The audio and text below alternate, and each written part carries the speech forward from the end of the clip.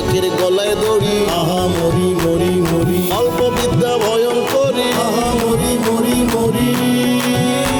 আরে অতি চালাকের গলায় দড়ি, অল্প বিদ্যা ভয়ঙ্করী, নিজে ভাবে জ্ঞানী বুড়ো, অন্যরা খোকা।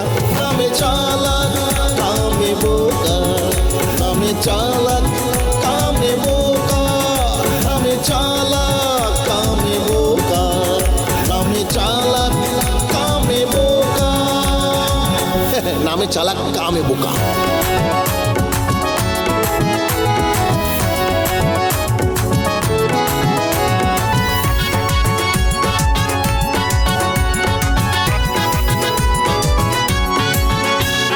চালাক চরের এই সকল বোকারাম, বোকা কর্মকাণ্ডই তাদের ব্যারাম। আরে চালাক চরের এই সকল বোকারাম, বোকা কর্মকাণ্ডই তাদের ব্যারাম।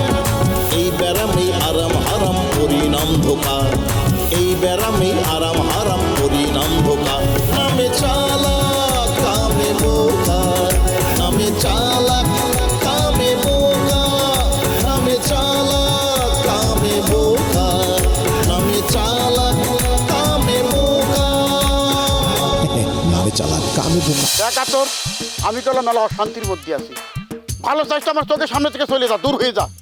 এখন উচিত কথা কলি আমার চোখের সামনে তো সরে যা না। হ্যাঁ, আল্লাহ যদি আমার দুটো চোখ তোমার চোখের মধ্যে লাগিয়ে দিত তাইলে পরে ঠিকই বুঝতে। আল্লাহ যে কি আমারে বাসানটা বাঁচাইছে রে, তোর ওই ডাকাতের চোখ দুটো আমারে দেখ। কিন্তু বন্ধু তুই যে দেশে আসলি, তোর বউ কি জানে নাকি জানে না? আর হয়েছে কি, আমি ভাবিছিলাম আমার বউকে আমি সারপ্রাইজ দেবো, এখন আমি তো দেশে এসে নিজেই সারপ্রাইজ হয়ে গেলাম। আমার মাথায় আগুন ধরে গেছে। কি করিস নি সেটা ক। তোরে যে বিয়ে করতে আসছে যে লোকটা, সেই লোকটা আমার ঘরে ঢুকেছিল, তুই নাকি তাকে সিনেমার উকিলের মতো জেরা করে বাইর করে নিয়ে আসিস, বিচার সালিশও করতে দিসনি। দেখো রফিক ভাই, তুমি মেলা দিন পরে আইসাও, তোমার সাথে আমি কোনো ঝামেলা করতে চাচ্ছি না। তুমি এক কাজ করো, তুমি বাড়ি যাও, বাড়ি যাই রেস্ট টেস্ট নাও। তোমার সাথে আমি এগুলো নিয়ে পরে কথা বলবো না। কিসের পরে? এত বড় একটা ঘটনা ঘটে গেছে, এই ঘটনার সমাধান না করে আমি বাড়িতে যাব না।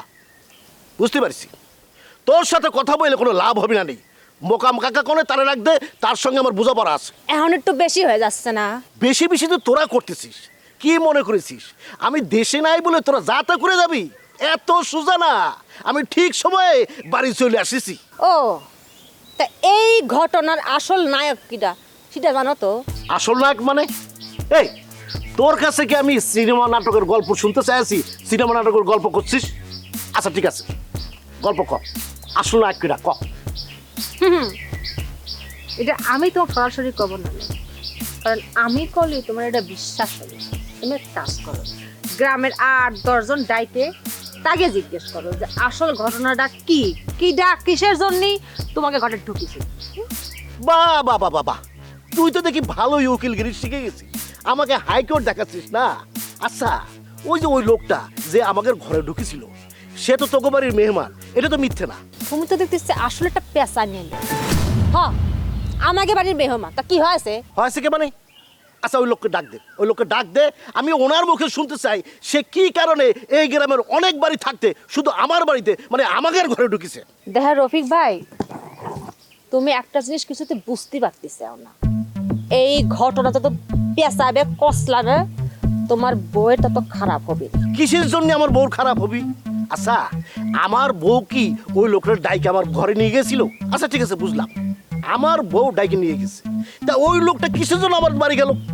এই বিষয়টা আমার জানা দরকার। ওই লোকটাকে ডাক দে, আমি মুখোমুখি তার কাছ থেকে শুনতে চাই। এই লোকটা তো মাথাটা গরম করে ছাড়বে।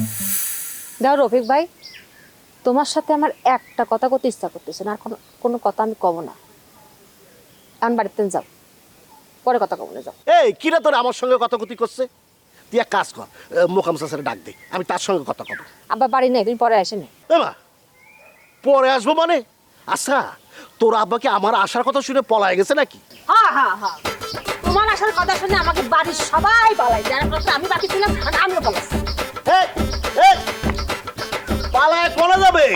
আমি খুঁজতেছি। এ মোকাম চাচা, মোকাম চাচা, কোনা তুমি?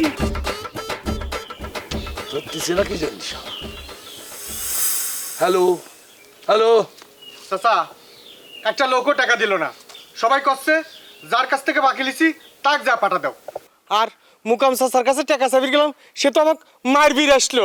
দেখা না কিরা তোর মারতে আসলো আর কিরা মারলো, এই গল্প শুনে আমার লাভ নেই। বাকি টাকা না পাওয়া পর্যন্ত তোর টাকা দেওয়া আমার পক্ষে সম্ভব। চাচা আপনার কথা শুনে মনে হচ্ছে আমি কোনো দর্জির দোকানে না, এনজিওতে চাকরি করি। তোর মনে যাই হোক, এখন তুই ভেজাল করিস না তো ছাতা। লুৎপরে সে যদি জানতে পারে তুই টাকার জন্য ঝামেলা করতেছিস, তোর কিন্তু খবর করে ছাড়বে না। আসুক আসুক সে। আসুক সে, বুঝলে রে। আসসালামু আলাইকুম। ওয়ালাইকুম আসসালাম। আপনাকে তো ঠিক চিনতে পারলাম না। আমি নাজমা, আমি ঢাকা থেকে আসছি। আপনি ঢাকা থেকে আসছেন? এই জায়গা সিয়ারি হয়। আমার বাড়িতে কিছু নেই। অ্যাকচুয়ালি আমি একটা বিদেশি এনজিওর সাথে সম্পৃক্ত।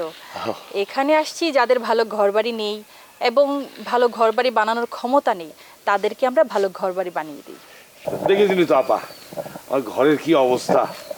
বর্ষার সময় তো মনে করেন যে একেবারে একটা পলিথিন নিয়ে তারপরে ঘরের মধ্যে বসে থাকতে হয়। বসে না পা।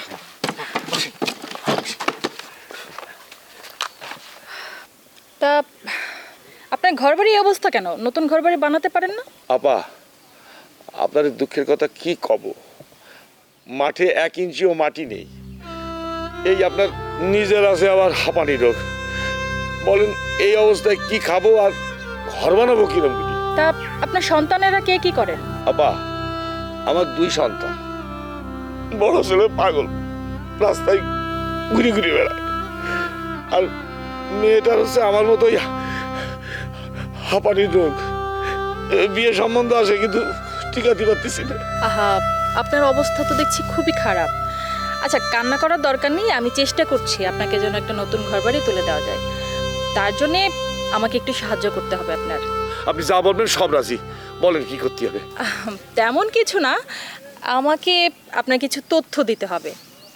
এই ধরুন যে আপনার ঘরের ভেতরের এবং ঘরের বাহিরের কিছু ছবি তুলে আমাকে দিতে হবে। হ্যাঁ হ্যাঁ, তোলেন তোলেন, যান নিয়ে যা নিয়ে যা পরে নিয়ে যা। যাচ্ছি, চলুন।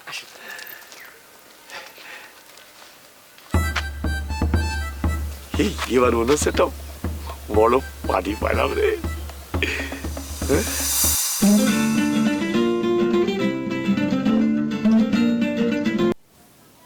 হ্যালো, আমি তো একটা টিপ নিয়ে আসছি।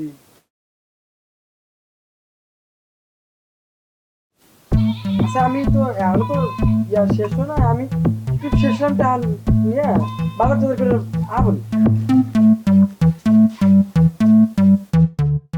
আচ্ছা রাই,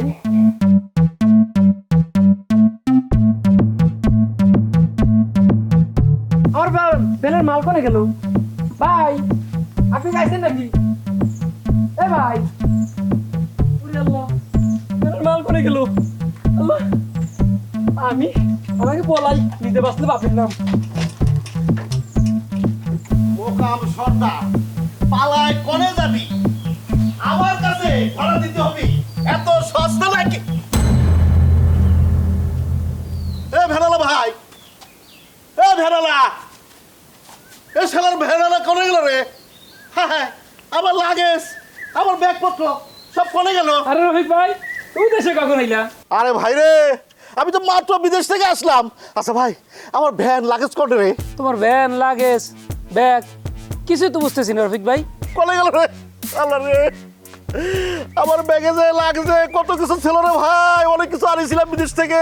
তুমি বিদেশ থেকে আইছো, তোমার নিজের বাড়ি না ঢুকে মোকাম চাচার বাড়ি গেছো কিসের জন্য কত? কি কাম বুঝতেছো না? মোকাম চাচার হবু জামাই আমার ঘরে ঢুকিছে, এর একটা বিচার না করে ছেড়ে দেবো না? এটা তো হবি না নে। আচ্ছা রফিক ভাই, এই বিচারটা তো তুমি পরেও করতে পারতা, তাই না? এই কি করছিস তুই? কিসের পরে হবে? এখনই হতে হবে। মানে রফিক বাড়িতে নাই, এই সুযোগে যে যা করে নেবে তাই না, তা হবি না রে। গ্রামে এত বাড়ি থাকতে আমার বাড়িতে কেন ঢুকবি? আমি বুঝতে পারছি এর পেছনে বিরাট একটা ষড়যন্ত্র আছে, বিরাট ষড়যন্ত্র। এইটা হবে না রে, এর বিচার আমি কইরেই ছাড়বো। রফিক ভাই, তোমার সে আগের মাথা গরম এখনো তো যায় নাই। তোমার এই মাথা গরম নিয়ে সৌদি আরবের মতো জায়গায়, ওরকম একটা গরম জায়গায় তুমি কিভাবে কাজ করছো? সৌদি আরবের গরম আর তোমার গরম এক হইয়া তুমি তো বাস্ট হয়ে যাওয়ার কথা, তাই না? এ টিক্কা, আমার মেজাজ কিন্তু এমনি হট হয়ে আছে, এর মধ্যে যদি উল্টা পাল্টা কথা কইস তাহলে কিন্তু আরো হট হয়ে যাবে না, আরো খবর করে দেবো না। ভাই আমার ভুল হয়ে গেছে, তুমি আমার মাফ করে দাও, তোমার যা খুশি তাই করো, আমার তুমি মাফ করে দাও। এই তুই কোনে যাচ্ছিস? আমি আমার কাজে যাচ্ছি। এই কাজে যেতে পারবি না, তুই আমার লাগেজ ভ্যান ব্যাগ ট্যাগ সব বাই করে দিবি, তারপর যাবি। কারণ এইখানে আইসে আমি তোক দেখেছি, এখন বল আমার লাগেজ আর ভ্যান কনে, ব্যাগ কনে? দেখো রফিক ভাই, তুমি 5 বছর আগে যখন বিদেশ গেছো তখন কিন্তু এই টিক্কারে শান্ত আর মনে করো নরম দেখে গেছো, এখন কিন্তু সেই 5 বছরের টিক্কা নাই, এখন কিন্তু সে গরম হয়ে গেছে। তোমার যা মন চায় তাই করো, ছাড়ো তুমি। এই তুই আমার গরম দেখেছিস? এই দাঁড়া, কিসের গরম? এই দাঁড়া, এই দাঁড়া, এই দাঁড়া। আমার লাগেজ গেল কোনে? আমার ব্যাগ গেল কোনে? আরে এইসবের আবার কি দরকার ছিল? হ্যাঁ খান ম্যাডাম।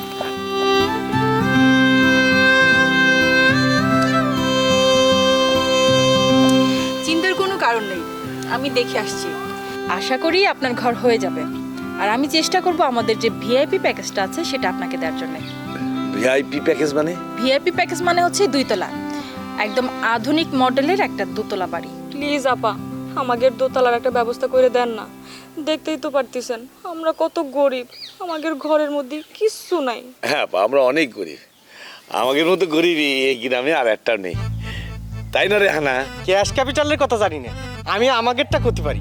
গরমের দিন তাও যায়, শীতের দিন তো যাইবেই চায় না, ঠান্ডায় একবার হাত পাও লাগিয়ে আসে ম্যাডাম। দেখ না, এখানে তোর বাড়ির ইতিহাস জানার জন্য ম্যাডাম আসে নাই। আব্বা তার আগে কত আমাদের বাড়িতে হানার কি কাজ? সে না আমাদের দোকানের চাকরি সারি চলে গেছে, তারই জাতি কত? হানা এখন যা, পরে আসিস। পরে আসার সময় নেই আমার। পরে যদি আসার সময় না থাকে আসবি নে, তোকে আসার জন্য আমাদের বাড়িতে হাতে পায়ে অনুরোধ করতেছে কেডা? হ্যাঁ চাচা, হীরারে কথা কথি নিষেধ কর, আমার কিন্তু মিজাজ খারাপ হচ্ছে। এই তোর মিজাজ খারাপের কামাই খাই কিনা রে, ফালতু জানি কোনকার। বলছিলাম আপনারা গন্ডগোলটা একটু পরে করুন, আমাকে একটু সময় দিন প্লিজ। জি ম্যাডাম বলুন প্লিজ বলুন। কথা হচ্ছে যে আপনাদের এখানে যদি একটা ঘরের ব্যবস্থা করি, আপনাদের একটা কৌশল অবলম্বন করতে হবে। কেন কৌশল অবলম্বন করতে হবে? কম করে হলেও 200 পরিবার এই ঘরের জন্য আবেদন করেছে। ম্যাডাম কৌশলটা কি তাই বলেন। যতদূর বুঝতে পেরেছি এই ভদ্রলোক বোধহয় আপনাদের পরিবারের সদস্য না, সো ওনার সামনে কথা বলা যাবে না, এই ভদ্রলোককে যেতে বলুন। ও কিসের ভদ্রলোক? এই ফালতু যাও এখান থেকে। চাচা, এই তোরে তো আমি শিক্ষা দিতেছি। এর পরিণাম কিন্তু ভালো হবে রে চাচা, কয়ে দিলাম কিন্তু ও যা করতেছে। আমি দেখাইতাছি।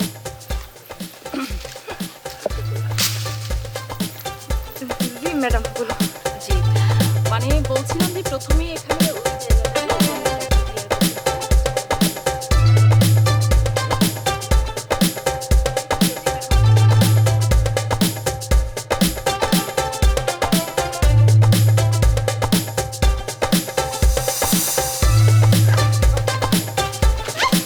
ছাড়েন তো চাচা, কিসের জন্য আপনি আমার এখান ধরে নিয়ে আসছেন? কিসের জন্য নিয়ে আসে তুমি বুঝতে পারতেছাও না? না বুঝতেছি না। তুমি কোনোদিন তোমার ঘরের বারান্দায় আমার উঠতে দাও না, আর কালকে রাত্রিবেলা তোমার ঘরে যার কথা কওয়ার সাথে তুমি রাজি হয়ে গেলে, এর কারণটা কি বিউটি কবে পারো? এই জায়গা আবার কারণের কি হলো? না কোনো কারণ নাই তো, আপনি যেমনি অনুরোধ করছিলেন তাই আমি কলাম আসেন। বিষয়টা তুমি যত সহজ করে বর্ণনা দিলে ততটা সহজ না, আর আমি কিন্তু কাঁচা ছল আমি বুঝতে ফেলাই দিছি। কালকে যখন তোমার ঘরের মধ্যে আমি যাই তখন তোমার ঘরের মধ্যে ছিল না, কি ছিল না? আমি কিরম করে কব? আমি তো তারে শেষ রাত্রিবেলা দেখেছি। তারে তুমি কি অবস্থায় দেখলে? তারে দেখলাম খাটের নিচে হামুকেরে বসে আছে। ওরে খোদা, তার কথা মনে পড়লেই আমার শরীরে কাঁটা দিয়ে ওঠে। না, তোমার মধ্যে আতঙ্কের কিছু দেখতেছি না। তুমি কইলে না আমার গায়ে কাটা দিয়ে উঠতেছে, কিছুই তো দেখতেছি না। তার মধ্যে তুমি তো ভালোই আছো, আতঙ্কের মধ্যে দিন কাটতেছে আমার। আমি ভালো আছি না? আমারই ডাইকে নিয়ে এসে এখানে ফালতু কথা শুনাইতেছেন। আজ এইটা কথা কইেন না তো। বেশি ফালতু কথা কবা না কলাম, বুঝছো? আর বেশি তেজ দেখাবা না। আমার তো মনে কর তুমি তার ফুসলায় ঘরের মধ্যে ঢুকাইছিলে আমার ফাঁসানোর জন্য। দেখেন চাচা, এমনি আমি এই কথা নিয়ে অনেক যন্ত্রণার মধ্যে আছি, আপনি আর এসব কথা কইেন না। আমারে যাইতে দেন তো। রাগ করতেছো কিসের জন্য? ও যেহেতু খাটের নিচে ছিল, আমরা কি কথাবার্তা কইছি সবই তো শুনে ফেলাইছে। এই কথা যদি তোফা সব জায়গায় কয়ে দেয়, মানে আমার পরিবারের কারো কাছে কয়ে দেয়, আমার সংসার ভেঙে তো খণ্ড খণ্ড হয়ে যাবে। আলেয়া তো সবার সামনে করলো সে অজ্ঞান ছিল। অজ্ঞান হলে তো আপনার ঘরে যাওয়ার বিষয়টা তার বুঝতে পারার কথা না। আরে বাদ দাও, আলেয়া তো ওরে বাসায় আনিছে তোমার বাড়ির থেকে। আমার মাথায় কোনো কাজ করতেছে না। এখন বাঁচতে চাইলে আপনার বাড়ির মেহমানরে গ্রাম থেকে বিদায় করেন, নাহলে আপনার সাথে সাথে আমার কপালও পুড়বি। আরে তারে তো কোনোভাবে আমি বাড়ি থেকে বিদায় করতে পারতেছি না।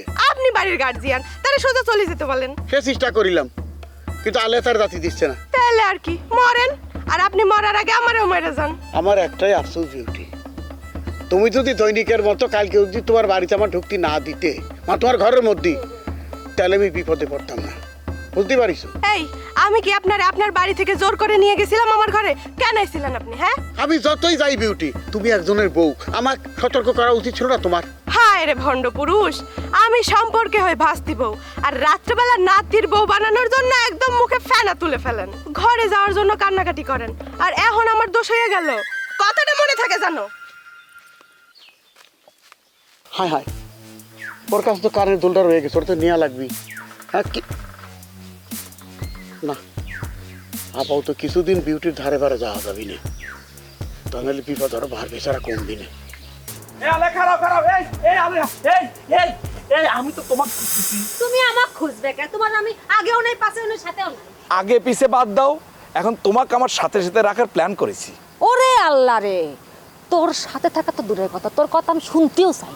শোনো আলিয়া, তুমি তো আমাকে চেনোই, আমি যদি কোনো প্ল্যান হাতে নেই তাহলে পরে আমি সাকসেস হয়েই সারি। শোনো, আমি ভেবে চিন্তে দেখলাম আমি তোমাকে বিয়ে করবো, বুঝতে পারিস? সেই জন্য বলতেছি তুমি বিয়ের জন্য রেডি হও। তোমার মতো একটা নাম্বার 1 পাগল রে আরফান চাচা এখনো পাগলা করে রেখে আসতেছে না কিসের জন্য? এটা আমার মাথায় ঢুকতেছে। ওরে বাবারে, আমি কথা কলি তুমি যেরকম করে আমার পাগল করতেছো, মনে হচ্ছে আমি একটা পাগল হয়ে গেছি। আচ্ছা ঠিক আছে, আমি পাগল হয়ে আর ছাগল হয়ে সেটা না হলাম, তা তোমার সমস্যা কি? তুমি তো আমাকে বিয়ে করবে, আমাকে যখন বিয়ে করবে তো বিয়ে করবে, সমস্যা কি পাগল হলি? তাই আর আমি একটা পাগল রে বিয়ে করব, এত সোজা? দেখো আলেয়া, তুমি যদি আমাকে বিয়ে না করো তাহলে পরে এবারে এমন ঘটনা আমি ঘটাবো তুমি কিন্তু কল্পনাও করতে পারবে না। তাই তাহলে পরে তো ধারণা দাও তো, তুমি কিরাম ঘটনা ঘটাতে পারো? লুৎপর পাগল এত সোজা না। হ্যাঁ, ফকাত করে বলে দিব, সময় দিলাম 7 দিন, বুঝেছো? 7 দিনের মধ্যে ঠিক হয়ে যাবা, ডিসিশন নিবা। যদি না নাও, 8ম দিনের মধ্যে আমি আমার ঘটনা ঘটানো শুরু করে দেব। তাই তাহলে আমার কথা পরিষ্কার, আমার কথা সুন্দর মতো কনের ছাতার মধ্যে ঢুকিয়ে নে, আমি বিয়ে করলে তোফারই করব। ও তাই নাকি? তাহলে পরে তো খালি তোফা না, তোফার সদ্য বিবাহিত স্ত্রী রয়ে বাইরে বাইরে এই লাঠি দিয়ে দৌড়াই দৌড়াই গ্রাম সারা করব। কর কর, সত্যি সত্যি তুই গ্রাম সারা করতে পারবি? আমি খুব খুশি হলাম। আমি এমনিতেও এই গ্রাম, বিয়ের পরে গ্রাম থাকতে চাচ্ছি। আলেয়া, তুমি আমার সাথে এরকম করতেছো কিসের জন্য? আমি তো বুঝতে পারতেছি না। আমার মতো এরকম ফিট নায়কের মতো চেহারা ফেলে দিয়ে তুমি ওই যে কি জানি নাম, তোফা না টোফা, টাকলা মার্কা একজনের বিয়ে করতে চাচ্ছ, আমার তো বুঝে আসতেছে না। এটা মনে করো আমার পাগলামি। তোমারে কইছি না যে আমি যদি পাগলামো শুরু করি, এটা কিন্তু খুব ভয়ঙ্কর হবে। না না, তুমি এই রিস্ক নিও না। দরকার হলে পরে আমি পাগলের খাতা থেকে নাম কাটাই নিচ্ছি আমার। না, কোনো দরকার নেই। তুমি গ্রামের মধ্যে পাগলামি শুরু করেছো না, তা আমিও শুরু করলাম। একটা কথা জানো, পাগলামির মধ্যে কিন্তু মজা আছে। যাই হোক, ভালো থাকো, আর বিয়েতে দাওয়াত দিলে যাইও। আলেয়া, আমার কথা কিন্তু এখন শেষ হয়নি। লিখে পাঠান পরবন। ও এই শোনো, কি কলো? কাগজে লিখে পাঠাতে বললো? ঠিক আছে, লিখ মনে। দু কলম তো আমি লিখতেও জানি, সমস্যা কি? বউ, মনে বললা, তাড়াতাড়ি বাইরে হয়ে আসো, দেখো আমার কি অবস্থা।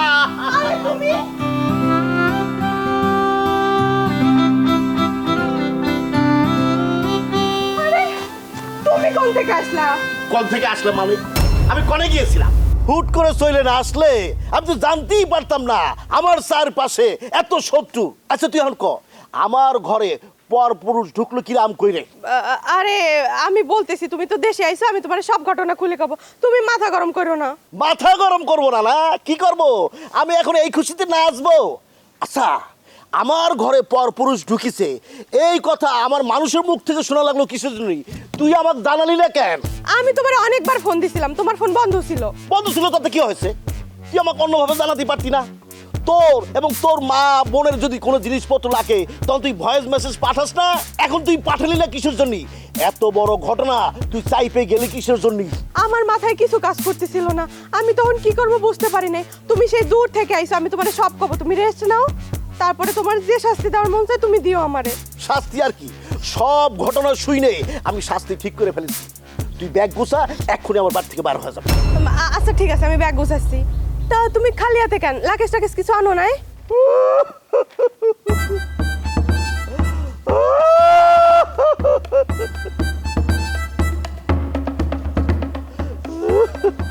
আরে তুমি কান্না করতেছো কিসের জন্য? আমার মাথায় বাড়ি পড়িছে, বাড়ি পড়িছে। আমার লাগেজ ব্যাগ সব চুরি হয়ে গেছে রে, সব চুরি হয়ে গেছে। আরে আল্লাহ, লাকেশ চুরি হলো কিরম করে? কোথা থেকে চুরি হয়েছে? এয়ারপোর্ট থেকে? আরে বাবা রে, এয়ারপোর্ট থেকে চুরি হলেও তো মনের শান্তি দিতে পারতাম। এয়ারপোর্ট থেকে চুরি হয়নি, গ্রামে আসার পর চুরি হয়েছে। আল্লাহ, মানুষটা কি করছে আমি তো কিছুই বুঝতে পারতেছি না। এই তোমার কি আসার সময় আতরের সঙ্গে দেখা হয়েছে? আরে গ্রামে ঢুকার পর প্রথমেই তো আতরের সাথে দেখা হয়েছিল। ওই আতরের মুখে তো শুনতে পারলাম যে আমার ঘরে পরপুরুষ ঢুকেছে। এইটা শুনে আমার মাথা গরম হয়ে গেছে। আমি চলে গেলাম ভ্যান সহ ওই মোকাবের বাড়িতে। রাস্তার পর ভ্যান রাইখে আমি মোকাবের বাড়িতে গেছি।